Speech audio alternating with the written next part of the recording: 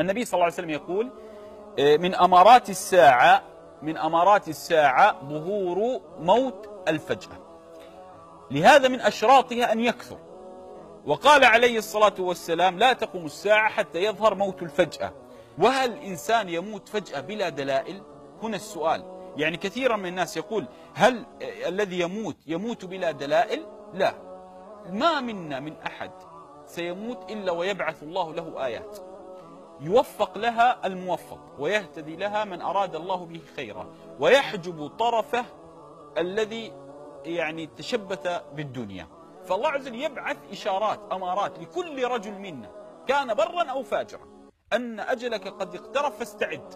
علم هذه من رحمة الله. فالعبرة أنه موت الفجأة هو أن يؤخذ بغتة بغير انتباه على الرسائل التي يودعها الله في قلبك أو ممن يرسله إليك. واضح؟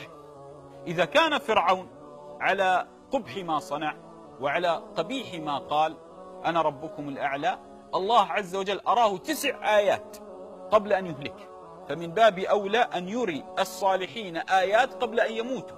علم؟ وكذلك نمرود وقارون. قارون بعث الله له من يعظه وأحسن كما أحسن الله إليك.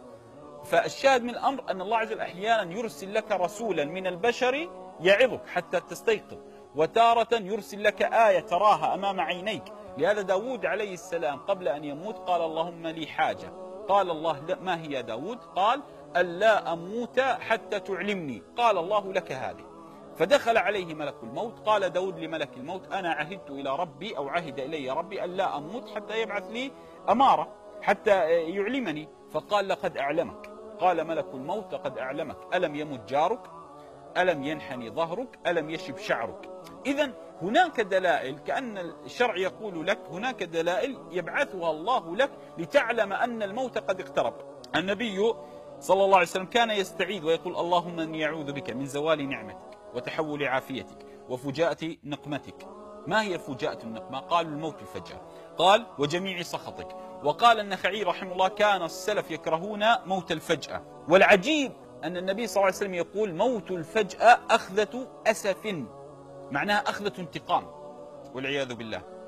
هنا هذا عندنا مشكلة الآن، موت الفجأة أخذة أسف قال صلى الله عليه وسلم. إذن كأن النبي صلى الله عليه وسلم يقول لك موت الفجأة انتقام. لهذا الله عز وجل ماذا يقول؟ فلما أسفونا انتقمنا منهم، أي فلما أغضبونا انتقمنا منهم. لهذا معنى أسف أي انتقم. واضح؟ أو الانتقام.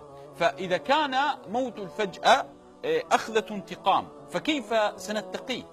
لهذا النبي صلى الله عليه وسلم جعل لك أمر عظيم تتقي به موت الفجأة.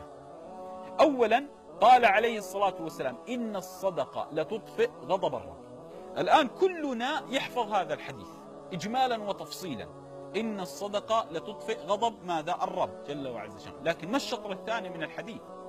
ما الشطر الثاني؟ نحن نحفظها بالصدقات، والله الصدقة تطفئ غضب الرب. زين، ما القسم الثاني؟ قال عليه الصلاة والسلام إن الصدقة لتطفئ غضب الرب وتدفع عن ميتة السوء. تدفع يعني عن سوء الخاتم، عن موت الفجأة.